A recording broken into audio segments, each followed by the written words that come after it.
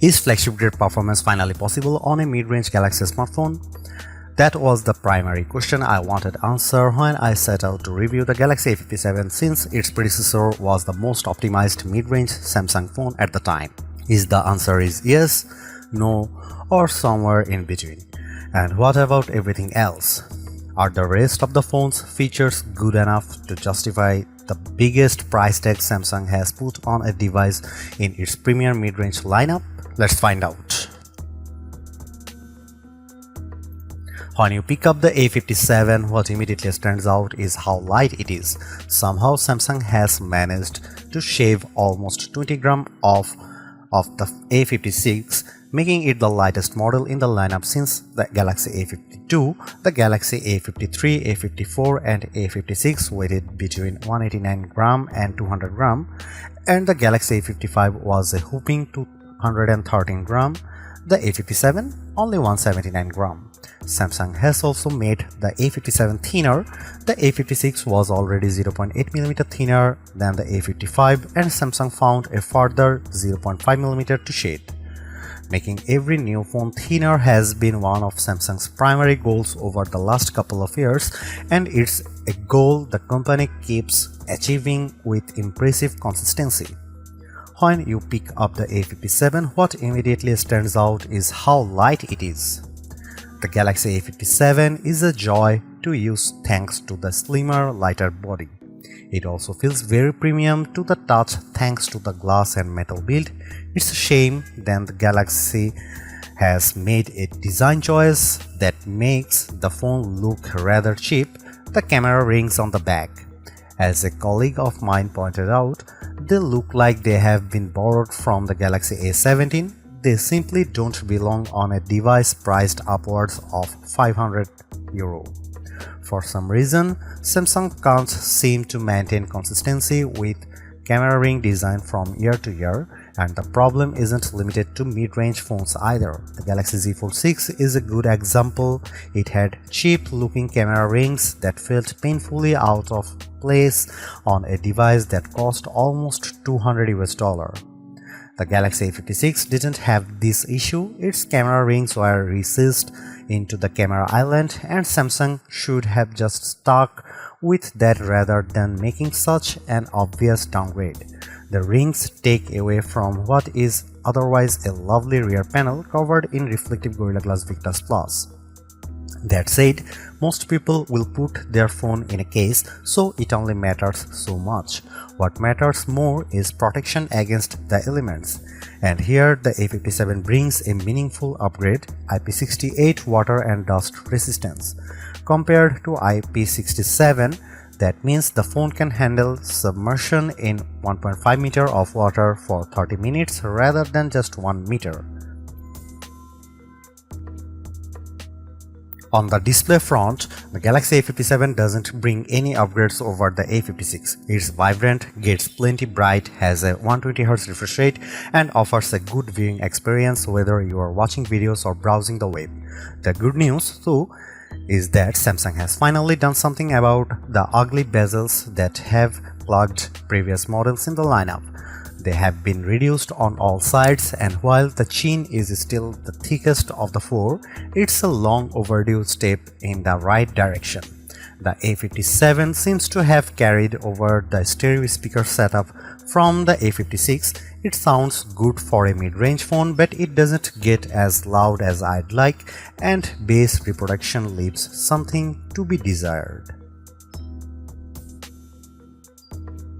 The Galaxy A57 uses the same rear camera setup as its predecessor: a 50MP primary camera, a 12MP ultra-wide camera, and a 5MP macro camera. Unsurprisingly, image quality is largely unchanged. The A57 captures excellent photos in daylight with a wide dynamic range and accurate colors. Low light performance is solid as well, at least when night mode kicks in automatically.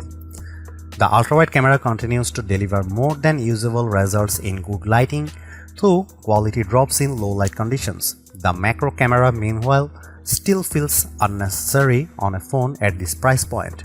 It's fun to experiment with at first, but most users will likely ignore it after a while. A dedicated zoom camera is still missing, which is disappointing given that some competing devices in this segment offer one. As before, it feels like Samsung is holding back here to avoid stepping on the toes of its Galaxy S FE lineup. Where the Galaxy A57 does benefit is in camera responsiveness. Samsung made big improvements with the A56 by significantly reducing shutter lag and speeding up lens switching, and those gains have carried over. The camera app feels quick and responsive, at least compared to older mid-range Galaxy phones. The front camera remains the same as the A56, a 12-megapixel sensor, and continues to perform well, delivering detailed selfies with good dynamic range in both daylight and indoor conditions. Video recording is largely unchanged as well. You are still limited to 4K at 30 FPS, and there is no support for HDR video recording. Samsung says the camera offers richer dynamic range with advanced sensor HDR technology, but that feels more like marketing speak. Video quality itself is perfectly fine, it gets the job done, but it's not going to blow you away.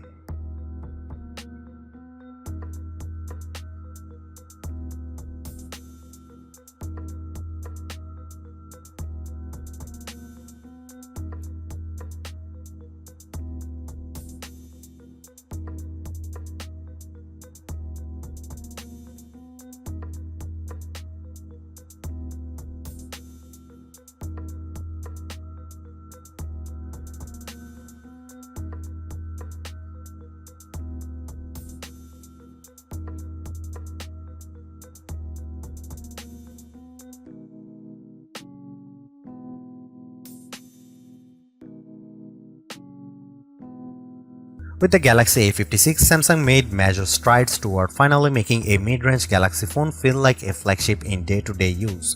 Animations were surprisingly smooth throughout the interface, something people simply didn't expect from a mid-range Samsung device. It was far from perfect, though there was enough stutter in normal operation to remind you that with Samsung, consistently smooth performance still meant spending at least $700 to $800 With the Galaxy A57, whether it's because the Exynos 1680 is more powerful, Samsung has pushed further software optimizations, or a mix of both, the company has taken another step toward closing the performance gap between its mid-range and flagship phones. Is stutter and lag completely gone? Not quite. For example, if you swipe down from the right edge of the screen to open the quick panel directly, the animation still has a slight hesitation. And if you are running navigation in the background, the phone can sometimes take a second to respond to your touch. But those moments where performance feels iffy are few and far between. In normal use, the Galaxy A57 often feels like a high-end phone. It's a shame it took Samsung 17 years from its first Android phone to deliver this level of performance in the mid-range. But it's great news for anyone considering the Galaxy A57 as their next device. What about gaming? Samsung says the Exynos 1680 offers up to 15% better GPU performance than the A56's Exynos 1580, but I wouldn't say the difference is particularly noticeable in real-world use. This is still a mid-range phone, so while some games can hit 120 FPS on a Galaxy S25 or Galaxy S26 at the highest graphics settings, the A57 will often hover just below 60 FPS. But if you stick with the default graphics settings in heavy games, the A57 performs well whether you are playing Call of Duty or good old Asphalt Legends. And for most people, that's perfectly fine. They are not going to be playing the most demanding titles all the time. As far as cooling is concerned, the Galaxy A57 should, in theory, be better thanks to a 13% larger vapor chamber compared to the A56. In practice, however, the thinner design seems to offset those gains, and cooling can be a bit of a mixed bag when the phone is pushed. During demanding games or long video recording sessions, it warms up faster than the A56 overall, though it holds up about as well as its predecessor, and you won't run into many situations where the phone gets hot to the touch. That's especially worth noting given that the Exynos 1680 packs a more powerful GPU inside a thinner body. The Galaxy A57 is Samsung's best mid-range phone yet, and if that's the category you are shopping in, it's an easy recommendation. The bigger question is whether it's the right phone to buy. At $500 plus, the Galaxy S25 FE has to be included in the conversation. For around $100 more, it offers proper flagship hardware that the A57 can only approximate. And in many markets, frequent discounts bring the S25 FE even closer to the A57's price, making that decision harder to ignore. If the S25 FE is within reach, it's the better long-term buy. But if you are sticking to a mid-range budget or are willing to wait for the A57's price to drop a little, the A57 is the best answer Samsung has ever offered in this segment.